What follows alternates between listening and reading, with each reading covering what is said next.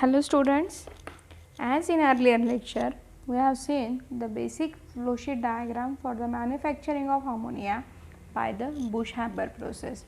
In that we have seen that that is a source of nitrogen and hydrogen, it is obtained from the producer and water gas. In today's lecture we are going to see in detail about the manufacturing of ammonia by Busch-Haber process. This manufacturing of ammonia by Busch-Haber process involve 4 different steps. First is that is a raw material. How these raw materials are formed, that we have to see in this raw material section. In the second step we have to see the reaction in the oxidation tower. This actual what type of oxidation reaction takes place, that is called as a reaction in oxidation tower, that is the second step. And the third important step is that is a reaction in the reactor, that is actual this reaction takes place in the reactor, that is called as a reaction in the reactor. And the fourth important step which is involved is that is separation of ammonia from unconverted gases. And which are that unconverted gases? That is nitrogen and hydrogen. These are the 4 important steps which are involved in the manufacturing of ammonia by Busch-Haber's process. We will see in detail one by one. The first, that is a raw material. In that, this raw material, that is how these nitrogen and hydrogen, these are prepared from the producer and that is a water gas, that we have to see in detail. First we are going to see that is how this coke and steam, that is how water gas is produced from coke and steam. The first reaction it is involved is coke, that is a carbon, and steam, that is a water. This carbon indicates coke, H2O indicates it is a steam. And when these two reactants they are heated at about 1000 to 1400 degrees centigrade, there is formation of water gas. What is meant by water gas? That is combination of carbon monoxide plus H2. These two mixture it is called as a water gas. And where it is useful? This water gas it is a source of hydrogen which is needed for the formation of ammonia. Means this hydrogen it is utilized from this water gas. This is the first step. And since this reaction it is endothermic, the temperature falls very rapidly and hence this water gas produced it is cooled and purified by passing through lime and iron oxide. This is for the preparation of water gas. And the second, that is a producer gas. Producer gas is nothing but it is a combination of carbon monoxide and nitrogen. Water gas it is a combination of carbon monoxide and hydrogen. And second, that is a producer gas, it is a combination of carbon monoxide and nitrogen. How it is prepared? It is also prepared from reaction of coke and air. Means when coke and air, that is a mixture of again gases, that is oxygen and N2, when from the air, when it is heated with the coke at a temperature of about again 1000 to 1400 degrees centigrade, there is a formation of water gas, that is 2 carbon monoxide plus N2, and this mixture it is called as a producer gas. And these are the main important raw material which are needed for the formation of ammonia. This water gas it is useful for the source of hydrogen, and this producer gas it is useful for the source of nitrogen. These are the 2 important raw materials which are needed for the preparation of ammonia. The basic reaction, that is N2 plus H2, that is 3H2, it gives ammonia. This is the actual reaction by the Busch-Haber process. And this nitrogen that is obtained from the producer gas, and this hydrogen which is obtained from the water gas. These are the two raw materials, and this is the first step which is involved in the manufacturing of ammonia. The second step that we are going to see, that is about the reaction in the oxidation tower.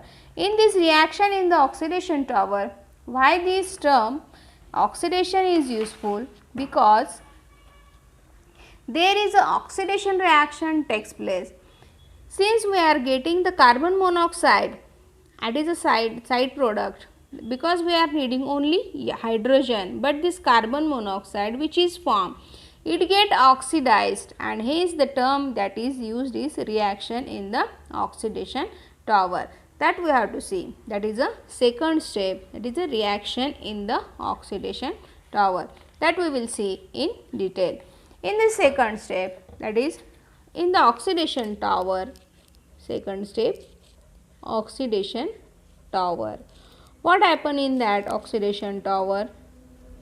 This carbon monoxide which is formed by the water gas and that producer gas, it gets reacted with water, H2O, and there is a need of, that is a ferrous iron oxide, that is Fe2O3, which is used as a catalyst, and this carbon monoxide which gets oxidized to carbon dioxide, and there is a formation of again hydrogen, and this reaction is exothermic, that is large amount of heat is produced, and hence that reaction it is to be cool.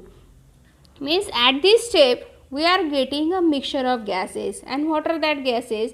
There is a formation of carbon monoxide, then carbon dioxide, then hydrogen as well as nitrogen. Carbon monoxide, that is prepared by that water gas, carbon dioxide, that reaction in the oxidation tower, and this hydrogen and nitrogen which are actually needed for the formation of ammonia. But these two gases which are formed, that we doesn't needed, and hence there is a need of removal of such gases, and that removal it is done with the help of scrubber.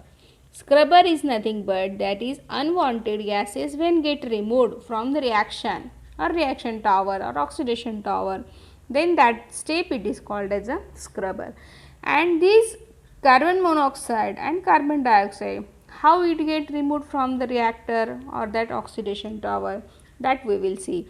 This carbon dioxide, it gets removed by dissolving in water. When carbon dioxide reacts with water, there is a formation of carbonic acid, that is H2CO3, and this H2CO3 which is easily dissolved in water and it can be easily separated out, and the solution of cuprous formate is boiled with this gaseous mixture to remove carbon monoxide, and which get again recyclized. This is the actual reactions which are taking place in oxidation tower, that this mixture of gases it gets, that is removes this carbon monoxide and carbon dioxide in the scrubber step, and this CO2 get, that is dissolved in reaction with the water to form the carbonic acid. And the third important step, that is reaction in the reactor. This is the actual reaction which takes place in the reactor. This reactor, that is at this step we are getting purely nitrogen and hydrogen, and when these two reactants, that pure nitrogen and hydrogen, when reacted together in the ratio 1:3 in presence of catalyst, that is iron, at a temperature of about 500 degrees centigrade, and there is a need of pressure, that is atmospheric pressure 200 to 300 atmospheric pressure, this conversion takes place and there is a formation of ammonia. Means we are needing the catalyst as a iron, then temperature condition it is 500 degrees centigrade, molar proportion it is in the ratio, nitrogen it is in the 1 and hydrogen it is in the 3 molar ratio. At that time there is a formation of ammonia takes place. This is the basic reactions that takes place in the reactor, and that reactor container it is made up of nickel, vanadium and chromium. Nickel, vanadium and chromium. That reactor it is made up of these three elements. This is the actual reaction which takes place in the reactor. At this step, we are getting ammonia, but there is a certain proportion of nitrogen and hydrogen which is in the unconverted form, because at this step there is a not possibility that 100% nitrogen and hydrogen converts into ammonia.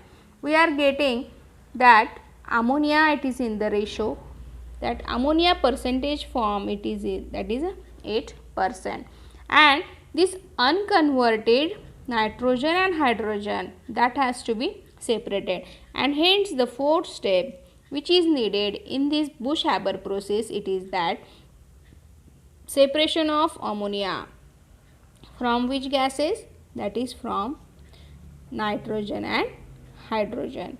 This step is important because this nitrogen and hydrogen which are unconverted into ammonia, that has to be separated from ammonia. And how it is separated?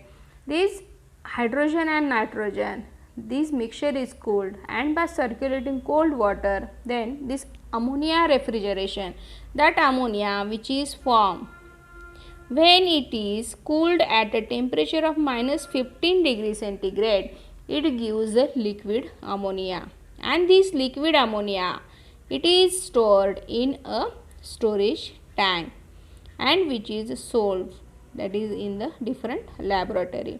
Means that ammonia which is prepared in the reactor at a temperature of minus 15 degrees centigrade converted into, that is a liquid ammonia, and that is stored in a storage tank.